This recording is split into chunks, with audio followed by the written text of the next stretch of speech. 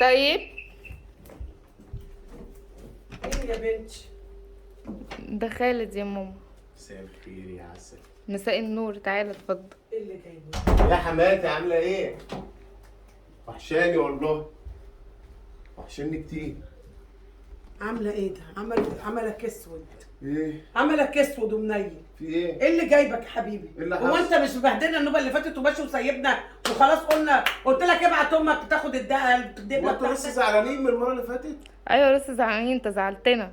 ده أنا وجاي كنت جاي مضغوط يا يا حماتي راجل. والله، وهي نرفزتني. هو انت كل يومين مضغوط وتحط غلبك في البيت وتحرق دمنا ودم ابوها ودم اخوها ودم اختها وتولع بيتنا لا، انت- عشان حضرتك مضغوط؟ انت مالكيش دعوه بيا انا وخطيبتي، احنا عارفين. ازاي؟ لا وانا بنتي كل ما انت مش شويه تعيط كل شويه تعيط انت بتاكد كل عليها شويه وتمشي. تعيطي؟ ايوه وانت بسببك. تحرق دمها وعايزها ايه؟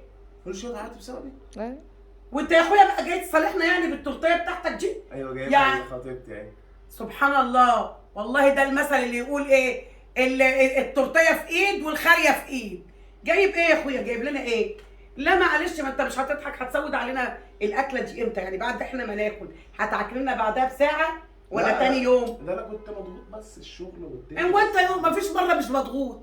انت كل يوم مضغوط. بقى يا حماتي. خد حاجتك دي ومالكش العروسه عندنا. لا لا لا لا، انت يا عيب ابني كده بص يا حماتي. ابني، انا استحملتك مره واثنين وثلاثه. لا لا عيب. بس واضح ان ده طبعك. لا عيب كده قدام خطيبتي. واضح ان ده طبعك، تيجي تنكد علينا وتنكد على بيتنا يوم واثنين وفي الاخر تجي لنا كده بابتسامه جميله. ومعلش يا حماتي اصل انا كنت شايفة- مضغوط. شايفة أمك؟ كل يومين والتاني تعمل كده. بقول لك يا ولد انت ايه ده كرهتني يا في حماتي؟ نفسي. انت راجل، ايه ده انتوا بتتكلموا بجد بقى؟ شكلك زوفرينيا، انت عندك جنان. ازاي يعني؟ تروح تتعالج، خلي اهلك يودوك يعالجوك. خد دي وعلى مستشفى الامراض العقليه اللي في المعموره يعالجوك. لا بقى الكلام ده واقف معايا اهو بقى. بص اهو هتقلب انا عارفه. الكلام ده واقف بقى. الطبع غلب التتبع. انا عايز بقى الدبل بقى بتاعتي. خد الدبل بتاعتك يا اخويا، خد حاجتك ولو انا صرفت كده عليها محضراها اصلا. ايه ده انتوا كمان محضرينها ومطبخينها محضرينها. عليا. ايوه عشان انت قليل ادب مش متربي. تمام.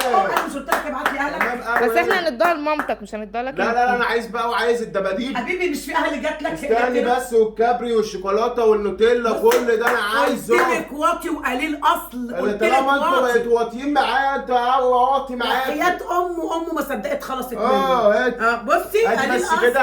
هات قليل الحاجه. أصل. يلا. ما انت قليل اصل. وفلوسها الحمد وتذاكر لله. السينما. كل ده اخواتها تذاكر هيجيبوا لك. السينما. اخوها هيجيب لك كل ايه ده حاجه. ايه ده ايه ده ايه ده؟ اخوها هيجيب لك ايه ده ايه ده ايه ده؟ ولا يتعدل اديك قلم على وشك. الله الله.